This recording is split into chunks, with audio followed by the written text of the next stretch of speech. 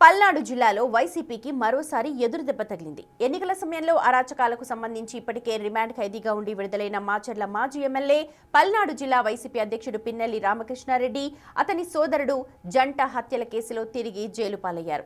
Supreme ఆదేశాల మేరకు మాచర్ల అదనపు జూనియర్ సివిల్ జడ్జి ఎదుట లొంగిపోయిన పిన్నెల్లి బ్రదర్స్ కి కోర్టు 14 రోజుల రిమాండ్ విధించింది.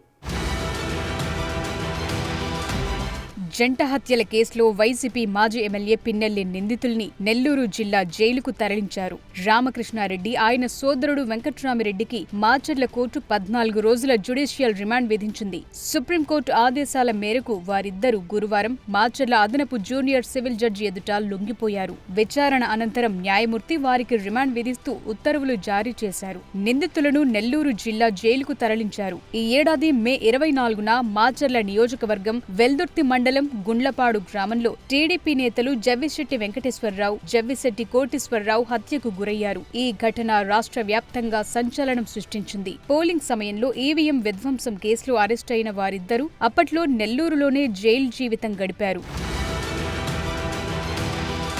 ప్రస్తుత కేసులో మాజీ ఎమ్మెల్యే పిన్నెల్లి రామకృష్ణారెడ్డి, అతడి సోదరుడు పిన్నెల్లి వెంకటరామిరెడ్డి మాచర్ల కోర్టులో లొంగిపోయారు. వెల్దుర్తి మండలం గుండ్లపాడు జంట హత్యల కేసులో A6 పిన్నెల్లి రామకృష్ణారెడ్డి, A7 పిన్నెల్లి వెంకటరామిరెడ్డి నిందితులుగా ఉన్నారు. ఈ కేసుకు సంబంధించి 2 వారాల్లో లొంగిపోవాలంటూ పిన్నెల్లి సోదరులకు సుప్రీంకోర్టు ఆదేశాలు జారీ చేసింది. నేటితో సుప్రీంకోర్టు గడువు ముగియటంతో గురువారం ఉదయం మాచర్ల జూనియర్ సివిల్ కోర్టులో పిన్నెల్లి సోదరులు లొంగిపోయారు.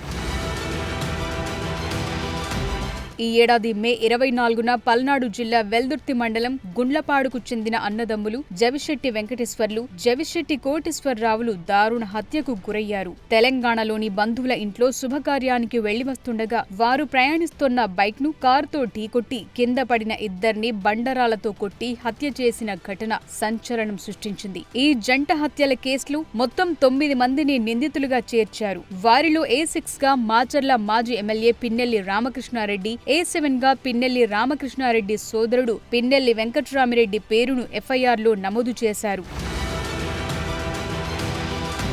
అయితే తమకు బెయిల్ మంజూరు చేయాలంటూ హైకోర్టును పిన్నెల్లి సోదరులు ఆశ్రయించారు. హైకోర్టులో పిన్నెల్లి బ్రదర్స్ కు చుక్కెదురవటంతో సుప్రీంలో పిటిషన్ వేశారు. దీంతో కొద్ది రోజుల పాటు షరతులతో కూడిన బెయిల్ను మంజూరు చేసింది సుప్రీంకోర్టు. ఈ కేసు విచారణలో భాగంగా ఏపీ ప్రభుత్వం తరపున సీనియర్ న్యాయవాది సిద్ధార్థ లుద్రా వాదనలు వినిపించారు. నిందితులు విచారణకు సహకరించడం లేదని, సాక్షులను బెదిరిస్తున్నారంటూ కోర్టుకు తెలిపారు. వాదనలు విన్న సుప్రీం పిన్నెల్లి సోదరుల ముందస్తు బెయిల్ పిటిషన్ కొట్టివేయటంతో పాటు వెంటనే అరెస్టు చేయాలని ఆదేశించింది.